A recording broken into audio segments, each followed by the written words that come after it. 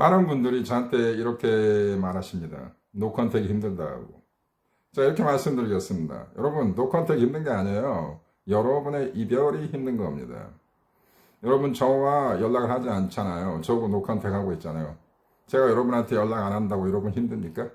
여러분이 저한테 전화를 못 한다고 해서 여러분 힘들까요? 노컨택 때문에 힘든 게 아니에요. 노컨택은 이별 후에 여러분이 어쩔 수 없이 그리고 반드시 할 수밖에 없는 옵션입니다. 그러면 여러분이 노컨택을 깨고 계속 연락을 하면 뭐 좋아집니까? 기분이 좋아지나요? 행복해집니까? 더 거절당하고 더 불행해지지 않을까요? 노컨택은 여러분을 안전하게 만들고 여러분을 지금 편안하게 하고 있는 겁니다. 착각하지 마세요. 노컨택이 힘든 게 아니고 여러분 이별이 힘든 겁니다.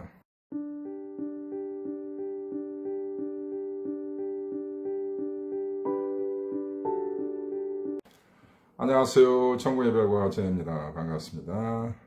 자, 오늘의 주제는 이별 후에 그들의 침묵이 길어지고 여러분의 노컨택이 힘들어지지만 그들은 괜찮은 척 보이지만 사실은 이미 많이 무너지고 있다는 신호. 그들이 숨기고 싶어하는 그들의 고통, 그 신호들 자 말씀드리겠습니다. 그리고 사내 연애하시다가 이별되신 분들, 같은 학교 다니면서 연애하시다가 이별되신 분들, 이별 후에도 그들을 계속 만나야 하고 부딪히고 직장에서 계속 당면하게 되시는 분들, 오늘 영상 보시기 바랍니다. 꿀팁 드리겠습니다. 어떻게 여러분의 노컨택을 더 강화시키고 그들이 여러분의 이별을 더 후회하게 만드는 방법, 영상 끝까지 봐주시기 바랍니다. 바로 시작하겠습니다. 자, 이별 후에 여러분들 많이 보시는 게 SNS, 그들의 카톡이나 인스타그램 뭐 이런 것들이죠. 과연 그들은 나와 관련된 신호나 메시지를 주고 있을까? 여러분들 사실 여기에 많은 에너지를 쏟아붓고 있다고 저는 알고 있습니다.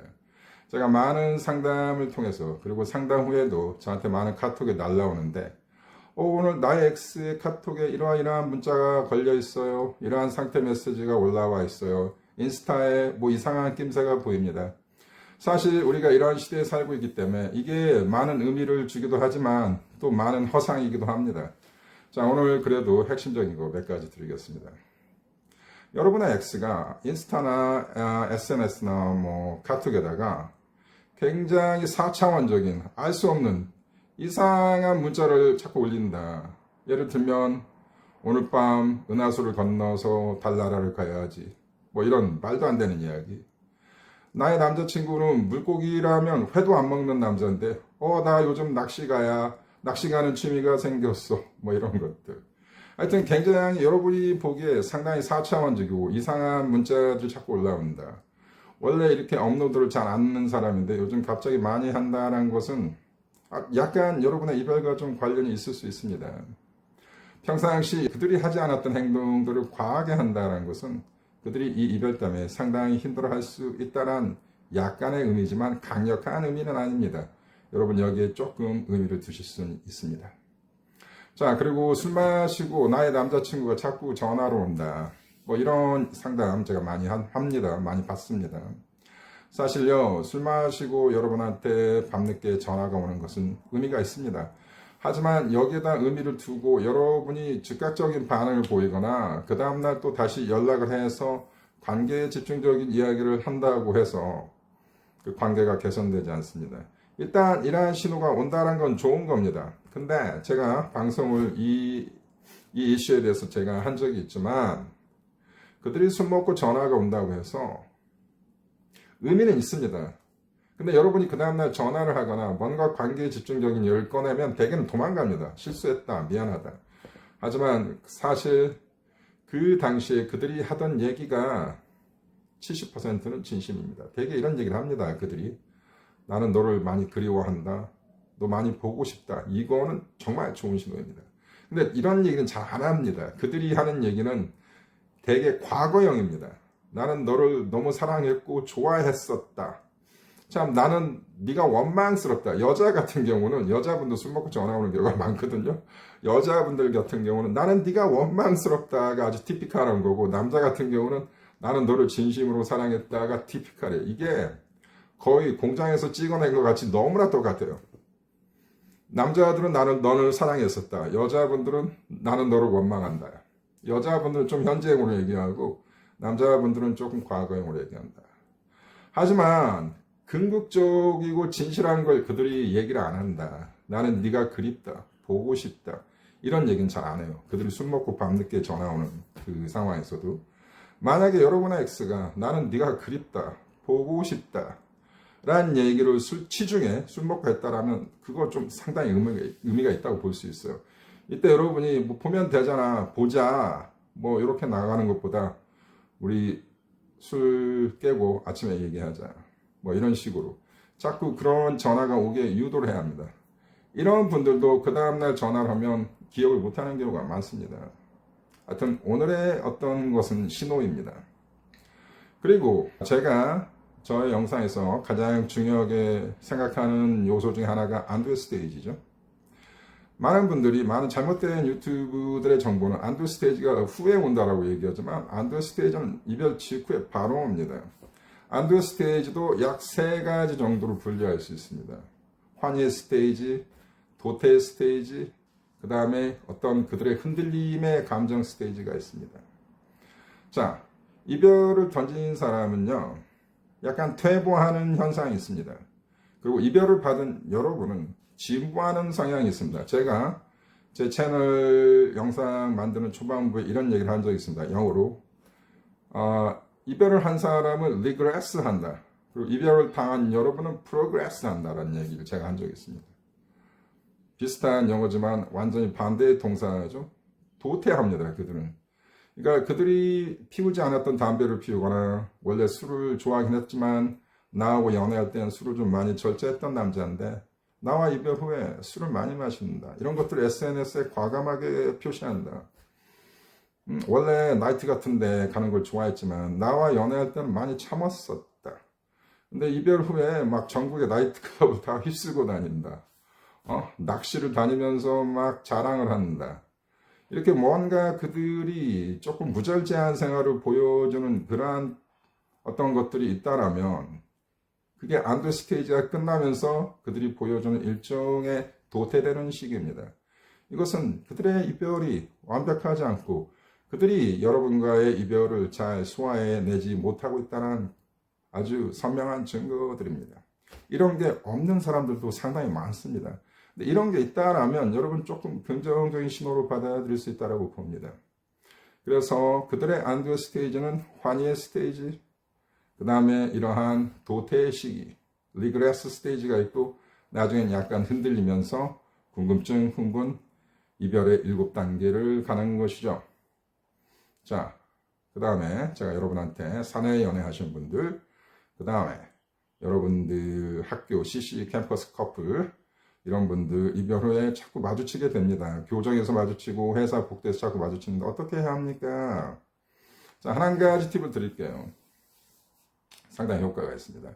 이별 후에도 여러분은 계속 노컨택을 하는 게 중요한데 사내 연애에서 자꾸 노컨택이 이어지기가 힘든 경우죠. 자꾸 만나게 되고 얼굴을 보게 되고 인사를 할 수밖에 없고 뭐 이런 상황이잖아요. 그들이 먼저 인사하기 전에 여러분이 먼저 인사하지 마시기 바랍니다.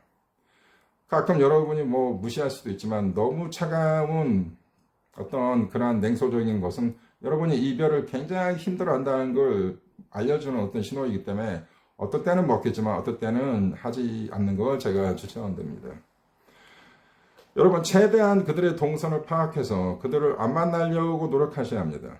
만약에 회사가 큰 회사다. 카페테리아가 있다. 식사 시간에 모든 직원들이 같이 식사를 한다. 최대한 그 식사 시간에 좀 늦게 갈 수 있으면 늦게 가시고요. 그 X가 있는 장소로 확인해서 그 사람 뒤통수로 가시기 바랍니다. 그 사람과 정면으로 얼굴을 마주보게 되는 상황은 피하시기 바랍니다.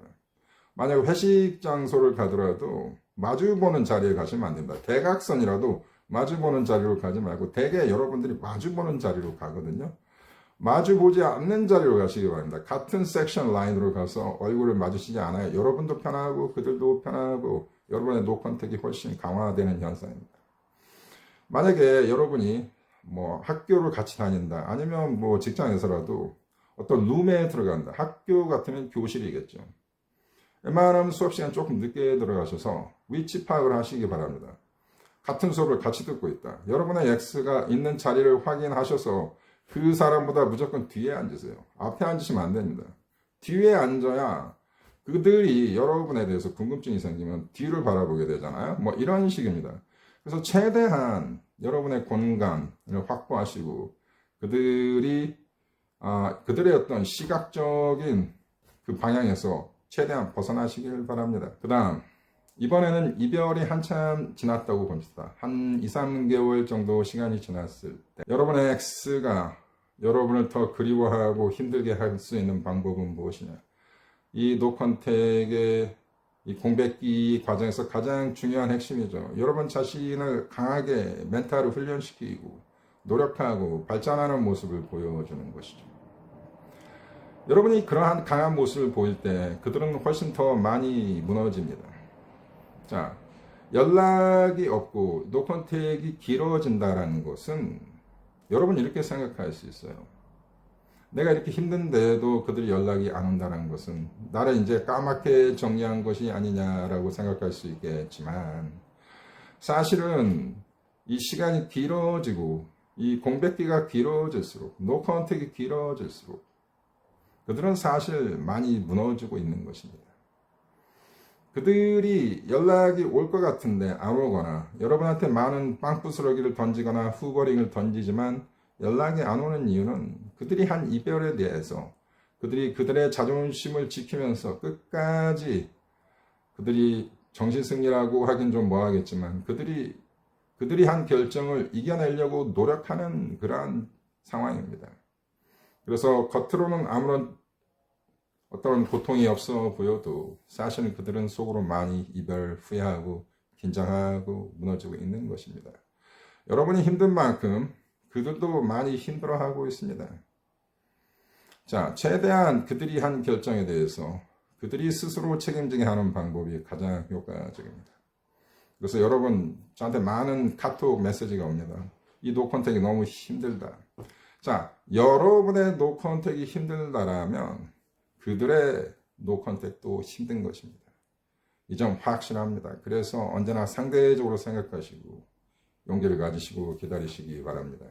일단 여러분 여기서 연락하면 누구든지 연락한 사람이 지는 것입니다. 자, 노컨택이 힘든 것이 아닙니다. 자, 정확히 한번 봅시다. 여러분의 이별이 힘든 겁니다. 왜 노컨택이 힘듭니까? 여러분하고 저하고 노컨택 하잖아요. 여러분 저한테 연락 안 하잖아요. 저도 여러분한테 연락 안 하잖아요. 그래서 힘듭니까? 저하고 여러분과는 연애를 한 사이가 아니잖아요. 이별이 힘든 거지 노컨택이 힘든 게 아닙니다. 자꾸 노컨택에다 모든 거를 자 이렇게 부재시키지 마세요. 부탁드립니다. 노컨택은 여러분을 강하게 만들고 편하게 하고 있는 것입니다. 착각하지 마시기 바랍니다. 자, 오늘 여기까지 하겠습니다. 감사합니다.